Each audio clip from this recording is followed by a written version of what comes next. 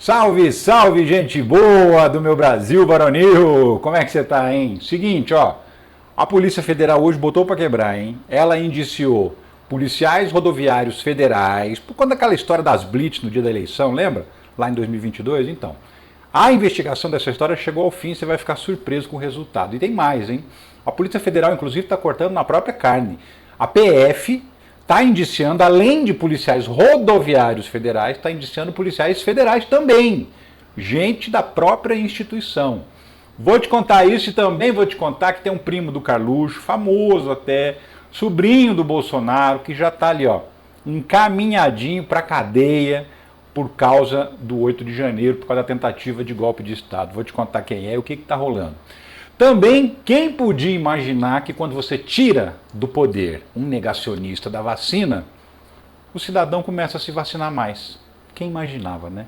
Vou te explicar isso também. E também vou te contar as últimas novidades do Lula, que já apareceu aí sem chapéu, já curou a cicatriz na cabeça dele, já sumiu. E também já disse para os ministros que não sabe se vai ser candidato em 2026. Tem um monte de gente de cabelo em pé por causa dessa história. Mas vou te contar isso aí também, ó. Inclusive ele vai tomar medidas agora, a partir desse bimestre já, a partir do mês de fevereiro no máximo, para tentar baixar o preço da comida, que está muito alta no supermercado. E também, para terminar, eu vou falar do Bolsonaro, que adivinha, tá dormindo com a mala pronta do lado da cama, tá dormindo de calça, camisa e paletó. Por quê? Porque tá morrendo de medo da Polícia Federal bater na porta da casa dele a qualquer momento. Errado, ele não tá. Vem comigo que eu te explico essa história toda. Eu sou Ricardo Mello, explicador-geral da República. Estou aqui para traduzir o politiquês para o bom e velho português. E já te peço também para sentar o dedo no like, para se inscrever no canal, ativar o sininho, para participar do nosso grupo de WhatsApp. Essa comunidade só está crescendo e o link está aqui na descrição. E também te peço, se puder e se quiser, para participar do financiamento coletivo, porque é esse financiamento coletivo que mantém esse trabalho aqui todos os dias da semana para você. Você pode contribuir sendo membro do canal, aqui embaixo tem um botão, e tem essa chave Pix aqui também, que é a maneira, inclusive, mais usada. E se não puder, deixa um like, um comentário inteligente, uma inscrição, que isso também ajuda e ajuda demais. Mas vamos nessa que tem história, viu? Tem notícia para você entender. Bora entender as notícias, meu filho e minha filha! Olha só o que está rolando. Polícia Federal indicia ex-diretores da PRF, a Polícia Rodoviária Federal, sobre acusação de tentar impedir votos em 2022. Você lembra dessa história, né? No dia do segundo turno das eleições em 2022, a Polícia Rodoviária Federal fez blitz, principalmente nas regiões onde o Lula teve uma grande vantagem de votos no primeiro turno. Para quê? Para tentar impedir os eleitores de chegar para votar e com isso fazer o Lula ter menos votos e perder a eleição. Ou seja, eram usando a máquina pública para tentar também dar um golpe, fraudar as eleições. E eles quase conseguiram, quase, mas não conseguiram e agora vão pagar o preço por isso. Porque a Polícia Federal terminou a investigação e indiciou 4 ex-diretores da Polícia Rodoviária Federal, já tinha indiciado lá atrás o Silvinei Vasquez, que era o superintendente da Polícia Rodoviária Federal, e agora indiciou gente que trabalhava ali diretamente com ele e que participou daquelas malfadadas blitz que por pouco não mudam o resultado da eleição. E ó, essa notícia foi publicada às 5h30 da manhã no UOL pelo Aguirre Talento, que estava fazendo essa apuração, mas aí a Juliana Dalpiva, lá do ICL Notícias, também não deu bobeira não, tá? Horas depois, às 10:10 da manhã, ela estava publicando que não só PRFs, né, policiais rodoviários federais, tinham sido indiciados, mas policiais federais também, incluindo aquela que era a diretora de inteligência do Ministério da Justiça, porque tinha gente que era policial federal e que foi emprestado para ocupar cargo de confiança no Ministério da Justiça. Delegados e tal. E são essas pessoas que estão sendo indiciadas junto com o pessoal da PRF, porque a PF também ia participar do esquema, acabou não dando certo, mas ela se preparou e a Polícia Federal nessa investigação descobriu. Como é que é o nome dela? Marília Ferreira de Alencar.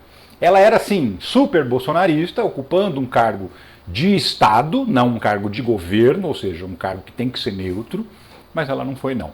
A Polícia Federal apreendeu o celular de um monte de gente nessa história, inclusive dela.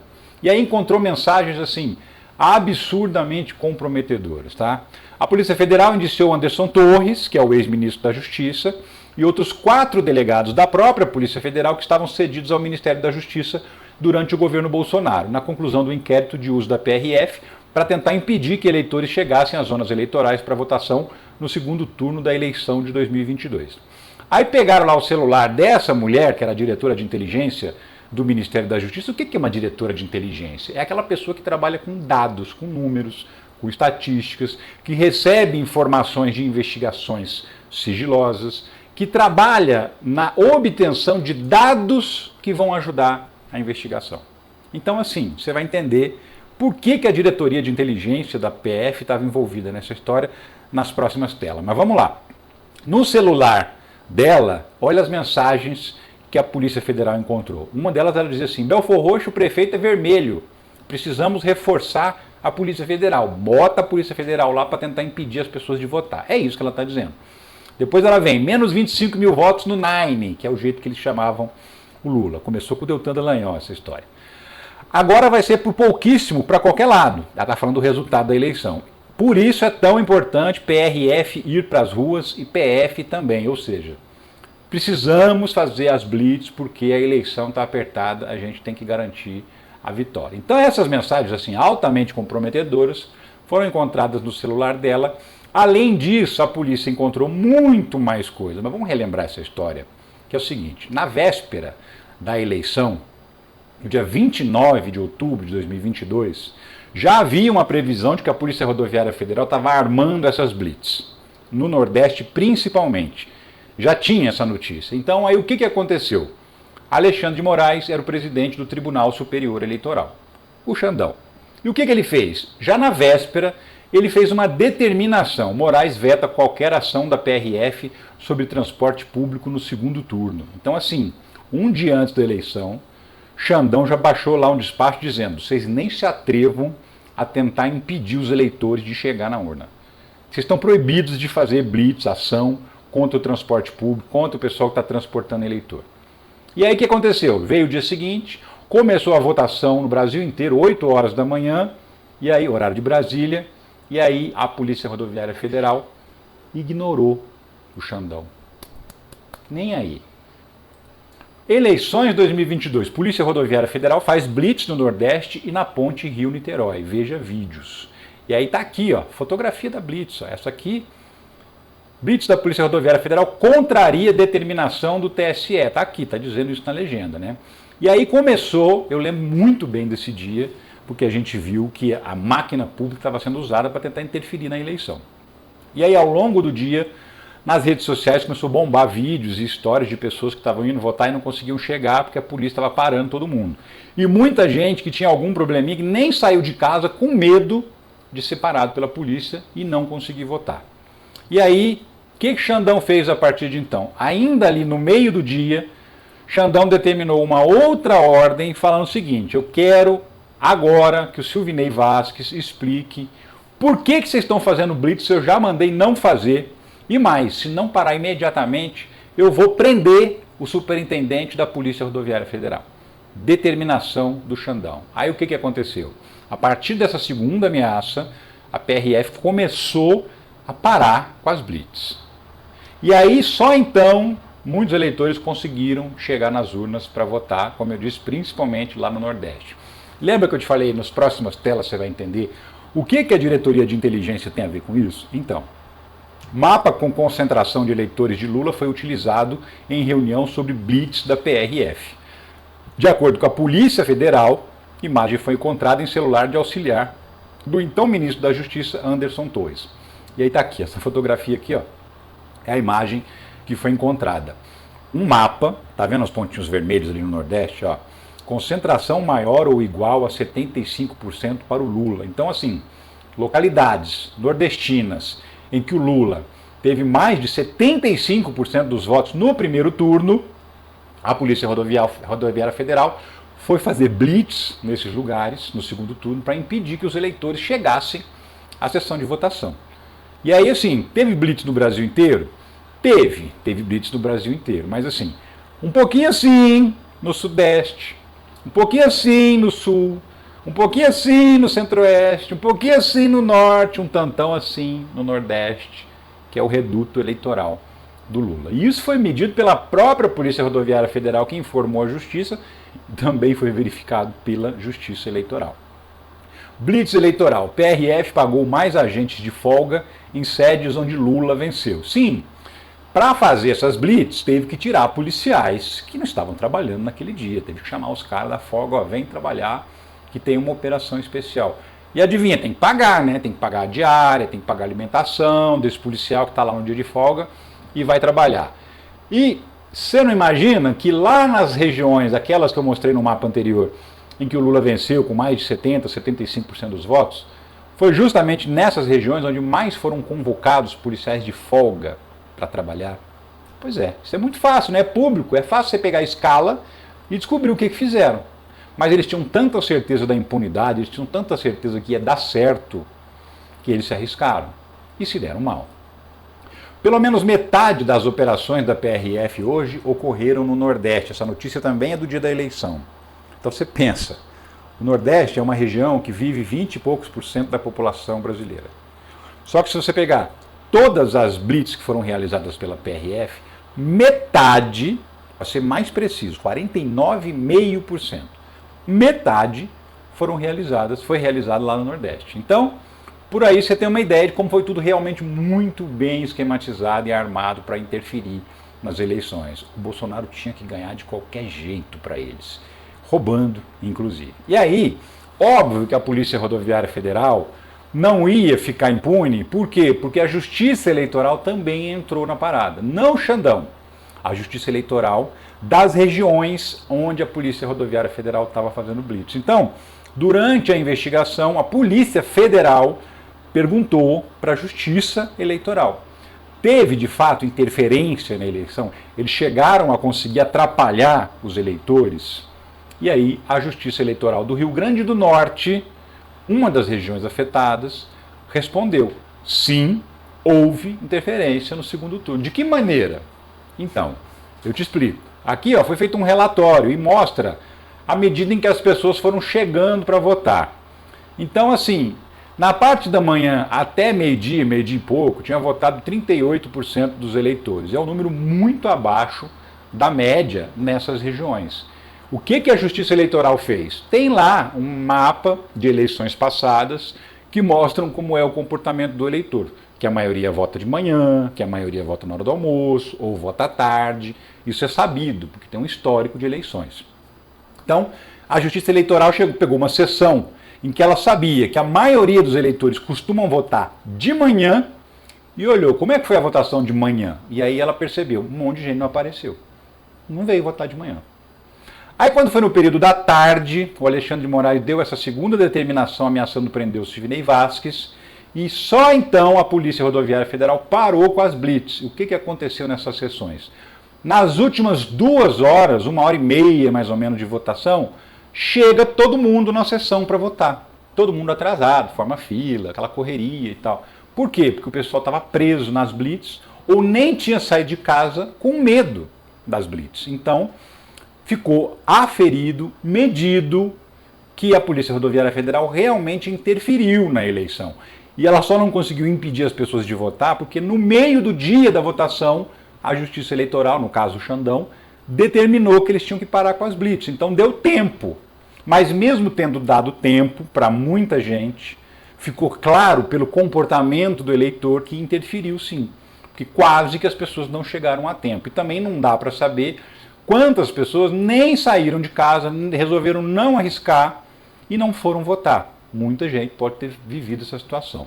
E agora então está todo mundo indiciado, a Polícia Rodoviária Federal também colaborou, depois já na gestão do Lula, colaborou, passando informação das escalas de trabalho, informação de quem foi convocado para trabalhar, tudo isso colaborou com a investigação da Polícia Federal. E agora o Procurador-Geral da República provavelmente vai botar essa galera toda denunciada, vai todo mundo virar réu por tentativa de golpe de Estado, por prevaricação, que é quando o servidor público deixa de fazer a sua obrigação, por desobediência, porque tinha uma ordem da véspera dizendo que não podia fazer essas blitz, Então esses crimes eles também vão responder.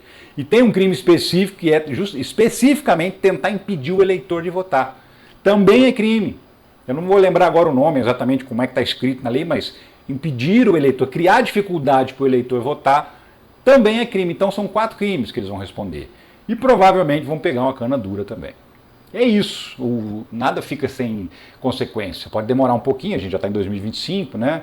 Faz praticamente 2 anos e pouquinho, mas uma hora o resultado chega como de fato chegou. Vamos dar assunto rapidinho, porque é o seguinte, PGR denuncia Léo Índio, primo dos Bolsonaro, por tentativa de golpe por participação nos atos do 8 de janeiro. Léo Índio, pois é, esse sujeito aqui, tá vendo que ele tá com o olho vermelho, assim? Você pode estar pensando assim, será que ele estava usando droga? Então, não. Pelo menos não que a gente saiba. O que a gente sabe é que esse olho vermelho é por causa do gás lacrimogêneo. Ele mesmo declarou que estava com o olho vermelho porque estava fugindo do gás lacrimogêneo da polícia naquele dia lá no 8 de janeiro. Se você olhar, ó, atrás dele tem um monte de gente deitado no chão, protegendo o rosto, justamente por conta do efeito do gás. Quem que é o Léo Índio? Léo Índio é filho de uma mulher que é irmã da mãe dos 3 filhos principais, assim, os 3 filhos mais velhos do Bolsonaro. Flávio, Carluxo e Dudu Bananinha. Então ele é primo de primeiro grau. E é assim, ó, unha e carne com Carluxo. Inclusive tem uns boatos aí, o pessoal fala umas coisas, assim, obviamente querendo atacar, querendo atingir, né? Mas tem muito boato sobre essa proximidade dos dois. Até a Gretchen andou falando umas coisas aí, falando até que o Léo Índio era namorado do Carlos Bolsonaro e que eles não assumiam e tal. Então, assim, é uma proximidade muito grande, independentemente de existir ou não um relacionamento, tem nada a ver com isso, é de fato muito, muito, muito próximo. Mesmo sem cargo no governo, ele frequentava o Palácio do Planalto. E mais, durante um tempo, ele foi nomeado assessor de um senador bolsonarista. E ele não aparecia no Senado, era funcionário fantasma. Aí ele foi denunciado pela imprensa. Por que você acha que eles não gostam da imprensa? Foi denunciado por jornalistas de que ele não aparecia no Senado e mesmo assim recebia o salário. Aí ficou ruim para o senador mandou ele embora. Dispensou, exonerou ele do cargo, ele perdeu a função que dava um belíssimo salário para ele como assessor parlamentar. Dançou. E ó, não é só ele não, tá? Depois de 2 anos e pouco, a gente já tem meio que um balanço de quem já foi punido, de quem já enfrentou as consequências jurídicas do que fez no 8 de janeiro e de quem ainda está faltando enfrentar. E aí, ó, números. 896 pessoas foram responsabilizadas penalmente. Significa condenadas e presas? Não. Vamos lá, que tem que dividir. Desde o dia D da invasão, 8 de janeiro de 2023, a Procuradoria-Geral da República denunciou 1.682 pessoas. Denunciou, então a polícia já tinha investigado, já concluiu que a pessoa estava lá, quebrando tudo, mandou o indiciamento para a PGR, o Paulo Gonet leu, falou, tá tudo certinho isso aqui, vou denunciar mesmo, e mandou para a Justiça. Viraram réus, tá? 371 condenações por crimes diversos, como abolição violenta do Estado Democrático, golpe de Estado, dano qualificado, deterioração do patrimônio tombado por conta daquelas obras de arte que eles destruíram e associação criminosa armada.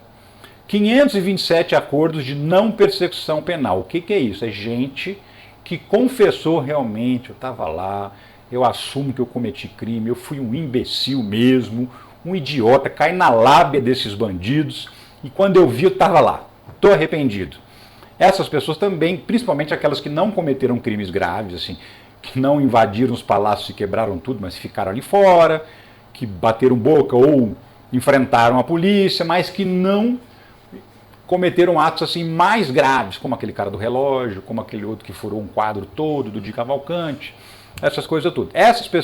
A essas pessoas foi permitido fazer um acordo de não persecução penal, que é isso, você vai prestar serviço comunitário, você vai dar a cesta básica para alguma entidade, você vai ter que participar de um curso de democracia para aprender o que é democracia, o que é Estado Democrático de Direito, por que você não pode fazer isso, por que a lei não permite, para as pessoas aprenderem realmente, porque muita gente estava lá de gaiato que foi levado a acreditar que estava fazendo uma grande coisa para o país e estava, na verdade, participando como massa de manobra de uma tentativa de golpe de Estado. Essas pessoas que assinaram acordos de não persecução penal, elas também não podem usar rede social durante o período do cumprimento da pena. Então vamos imaginar que uma pessoa pegou lá 1 ano de prestação de serviço comunitário. Durante esse 1 ano, ela não pode acessar as redes sociais. Só quando ela acabar de cumprir todas as penas, o serviço comunitário, o curso de democracia, depois que ela fizer tudo que a justiça mandou ela fazer, só aí ela recobra o direito de usar as redes sociais. Então é assim que a gente está. Tem mais gente, você viu, a quantidade de denúncias é bem maior do que a quantidade de pessoas que já foi julgada ou que assinou um acordo de não persecução penal. Tem pelo menos aí umas 700, 800 pessoas que estão para virar réis e vão ser julgadas pelo Supremo Tribunal Federal. Então tem ainda uma galera para ir para a Papuda. Muita gente. O pessoal que está lá na Papuda pode esperar que já está chegando companhia para vocês. Tem mais assunto no dia hoje, tá? Seguinte, quem diria que quando você tira um negacionista da ciência da presidência da República, o cidadão muda? Pois é. Cresce o número de municípios brasileiros com mais de 95% de cobertura vacinal. Em 2024, 15 dos 16 imunizantes recomendados para o público infantil registraram alta. Sim, essa matéria fala claramente disso, aqui embaixo tem até números que mostram o seguinte, ó. Por exemplo, vacina contra sarampo, cachumba e rubéola, que é aquela tríplice viral. Aumentou 180% a vacinação em relação a 2022. 180%. Em 2022, só 855 cidades, menos de 20% dos municípios do Brasil, atingiram uma vacinação de 95%. Agora foram 2.408, praticamente metade dos municípios do Brasil atingiu a meta. Então, quase triplicou a vacinação nesses municípios, desde que o Lula virou presidente. Só porque ele não fica falando que a vacina vira jacaré, que as pessoas têm que tomar vacina, que faz bem, que previne doenças. Ou seja, o óbvio, né? Bastou alguém aparecer e falar o óbvio para o brasileiro entender que ele tem que tomar vacina. Se você for em outras vacinas também, ó, primeira dose da tríplice viral, 3.870 cidades em 2024, contra, né, 2.485 em 2022, 55% de crescimento. A vacina contra poliomielite, aquela gotinha, agora não é mais gotinha, agora é injeção. Era 1.466 cidades só em 2022 que tinham atingido 95%. Agora foram 2.825 no ano passado. 93%, quase dobrou o número de pessoas que tomaram vacina nesse ano e no ano de 2023. E aí, se você for analisar mais, ó, o Brasil enfrentava queda na cobertura vacinal desde 2016. Então, desde que tiraram a Dilma e começou a extrema-direita com esse papo de vacina, que começou os antivacinas se movimentarem no mundo, o Brasil vinha apresentando queda na cobertura de vacina. As pessoas estavam se vacinando menos e levando os seus filhos para se vacinar menos. E aí houve um movimento, houve toda uma ação a partir de 2023, de novo, para acreditar as vacinas e deu resultado. As pessoas então agora estão se prevenindo mais, tomando mais vacinas. De novo, quem diria, né? Basta você colocar uma pessoa normal na presidência da República que o cidadão brasileiro também age como uma pessoa normal. Quem diria, hein? Então, tem mais assunto. Vamos falar do Lula. Pois é, Lula aparece sem chapéu e garante que está totalmente recuperado. Teve lá a reunião ministerial, ele cobrou os ministros, pediu os ministros que têm que apresentar mais resultado, pediu para os ministros ter mais cuidado com a comunicação do governo, porque não está chegando, as realizações não chegam no povo e tal, e aí apareceu lá, ó, a cara dele, sem chapéu, as cicatrizes na cabeça da cirurgia já estão desaparecendo, está tranquilão, estava animado, feliz, cobrando os ministros, mas estava animado, tranquilo, e demonstrando que realmente já se recuperou plenamente. Aí, já que ele está recuperado, vem Lula com a bomba, né? A ministros, Lula não garante reeleição em 2026. O presidente disse que é preciso ganhar a eleição com ou sem ele como candidato. Matéria da CNN, não foi a única, outros veículos também falaram sobre isso, porque o Lula realmente disse que não sabe se vai ser candidato, que está na mão de Deus, que depende da saúde, porque ele tem considerado também muitas questões relacionadas à saúde dele. Teve a história da queda do banheiro, teve aquela história do avião que ficou lá no México sobrevoando horas e horas e horas para gastar combustível, lembra disso? Tudo isso fez o Lula pensar assim, poxa vida, eu já estou velho e preciso aproveitar um pouco a vida, preciso descansar. Na eleição de 2026 ele vai estar com 81 anos e vai disputar uma reeleição. Então, agora o detalhe, não é de hoje que ele fala que não sabe se vai ser candidato. Ele sempre disse isso, inclusive durante a campanha de 2022 ele dizia, não tenho intenção de ser candidato à reeleição. Porém, se houver um grande risco do nazifascismo voltar ao poder no Brasil, aí eu vou ser obrigado a ser candidato, porque eu não posso deixar isso acontecer. Ele sempre disse isso. Então, claro, se tiver um candidato em condição de ganhar a eleição, se o governo estiver indo bem, se estiver sendo bem avaliado pela população, o Lula certamente não será candidato, vai preferir passar o bastão. Mas se a coisa estiver meio desesperadora, ele vai ser candidato sim, a verdade é essa. E ele também declarou isso justamente nessa reunião ministerial. Assim, ó, sou candidato só em último caso, pelo amor de Deus me achem um substituto aí. Foi mais ou menos isso que o Lula disse na reunião ministerial. E disse mais também, tá? Rui Costa, que é o ministro da Casa Civil. O governo planeja intervenções para o barateamento dos alimentos. Isso foi uma coisa que foi cobrada demais do Lula, que os ministérios da Fazenda, da Agricultura, né, o setor de abastecimento, todas essas, do planejamento, todas essas áreas organizem ações que possam fazer o preço da comida baratear no supermercado. Inclusive foram feitas reuniões com representantes dos supermercados, as associações de supermercados, para que essas pessoas expliquem o que está acontecendo, por que a comida está chegando mais caro lá na prateleira. O arroz, o feijão, o óleo, o café, a carne, por quê? E aí, a partir dessas informações que os próprios supermercados passaram para o Lula, ele encomendou então para os ministros, olha, façam alguma coisa. No passado, o Brasil tinha os chamados estoques reguladores. O que é isso? Silos gigantescos com muito alimento armazenado, arroz, feijão, milho, soja, café, açúcar, vários produtos de consumo grande pelo consumidor brasileiro, e o governo mantinha estoques bem grandes. E aí, quando o preço subia, o que o governo fazia? Jogava lá esses estoques no mercado, abria o armazém, botava para fora, bota para vender um pouco de arroz aqui. Aí essa entrada de arroz no mercado que o governo colocava provocava uma queda no preço, porque tinha mais oferta, o preço caía. Só que o Temer, depois do golpe na Dilma, o Temer começou a vender os estoques reguladores, vendeu os armazéns de abastecimento, vendeu o próprio estoque de alimentos, sobrou um restinho. E o que o Bolsonaro fez com esse restinho? Liquidou, venceu o resto, vendeu o resto. Então não tem mais, o Brasil não tem mais estoque regulador, que é uma ação que ajuda a baratear o preço dos alimentos. Nesse momento não tem essa alternativa. O governo, inclusive, quer refazer os estoques, quer abrir armazéns novos, quer colocar alimentos estocados lá para começar tudo de novo esse processo de estoques reguladores. Mas a gente não sabe quanto tempo que isso pode levar. De curto prazo, e esse pedido do Lula é de curto prazo, o governo tem que fazer alguma outra coisa. Incentivar de alguma maneira o brasileiro a pagar menos na comida no supermercado. Até porque o governo identificou que esse é um dos principais problemas da popularidade do Lula, essa percepção da população de que os alimentos estão mais caros. E estão mais caros mesmo. Tem a ver com o governo? Nesse momento nem importa se tem ou não tem a ver com o governo. O que importa é que para quem compra tem.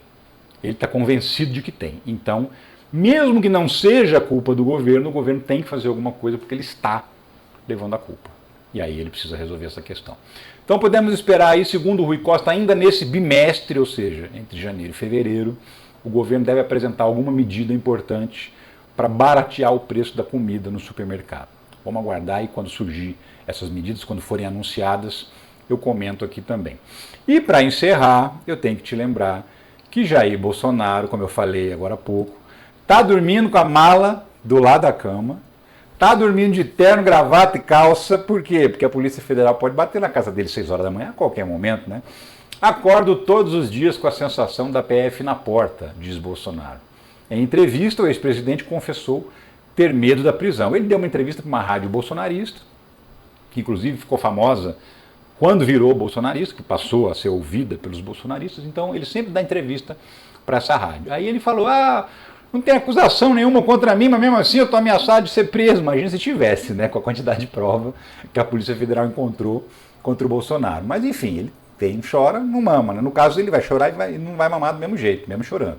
Mas ele só dele estar sofrendo aí com essa ideia de que a Polícia Federal pode bater na porta dele a qualquer momento, já dá um quentinho no coração, não dá? Fala a verdade. O que você acha? Conta pra mim no comentário aqui.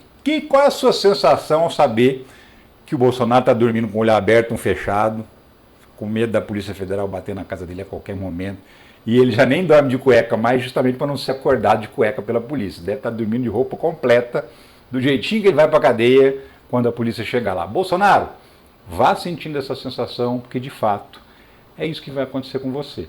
Não vai ser agora, pelo menos não por enquanto, pelo menos não de acordo com as coisas que estão acontecendo, né? Mas assim, não dá mole não, não dá bobeira não, que você pode rodar, e ele pode rodar antecipadamente. Agora, se não tiver antecipação, pode esperar que lá para o final do ano, desse ano, ou no primeiro semestre do ano que vem, eu vou apresentar aqui um programa de terno e gravata em homenagem à prisão de Jair Bolsonaro.